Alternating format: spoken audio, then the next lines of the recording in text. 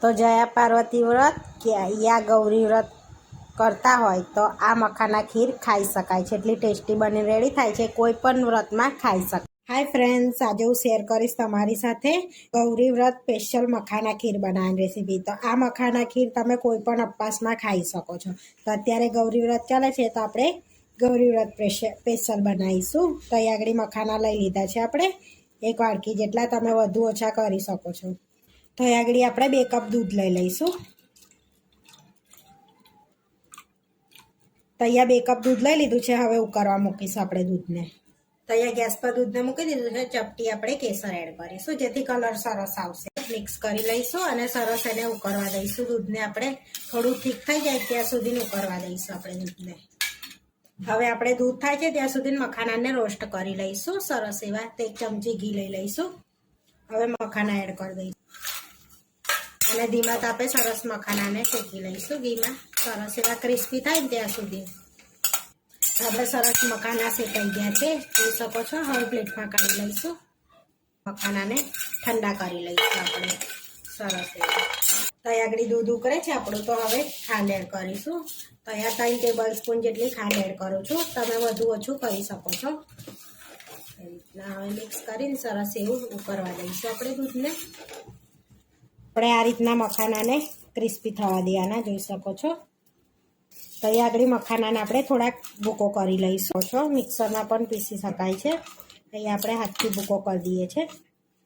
તો થોડાક જ મખાનાનો કરવાનો છે જેથી સરસ એમ થિકનેસ આવે અંદર. આ રીતે આપણે થોડાક મખાનાનો ભૂકો કરી લીધો છે, જોઈ શકો છો. એકદમ આમ મિક્સરમાં પીસ્યો હોય એવો લાગે, પણ થોડોક મોટો રાખવાનો આપણે. તમે મિક્સરમાં પીસીને ઝીણો પણ કરી શકો છો. સરસ એવું દૂધ ઉકળી ગયું છે, જોઈ શકો છો આ રીતનું. તો હવે એની ફ્લેવર માટે ઇલાયચી પાવડર એડ કરીશું આપણે થોડું, સરસ એવો ટેસ્ટ આવે આ રીતનું. હવે કાજુ એડ કરીશું થોડાક કટ કરેલા. થોડીક બદામ એડ કરીશું આપણે કટ કરેલી. થોડા પિસ્તા એડ કરીશું. હવે બધું સરસ મિક્સ કરી લઈશું. આપણે દૂધ સરસ ઉકળી ગયું છે તો જે મખાનાનો ભૂકો કર્યો તો ને એ એડ કરી દઈશું અને સરસ ઉકળવા દઈશું થોડી વાર માટે. તો આપણે સરસ એવું ખીર ઉકળી ગઈ છે, જોઈ શકો છો. સરસ ઠીક પણ લાગે છે. હવે આપણે આટલી જ રાખવાની છે. ઠંડી થયા પછી વધારે ઠીક થઈ જાય એટલે આ રીતની.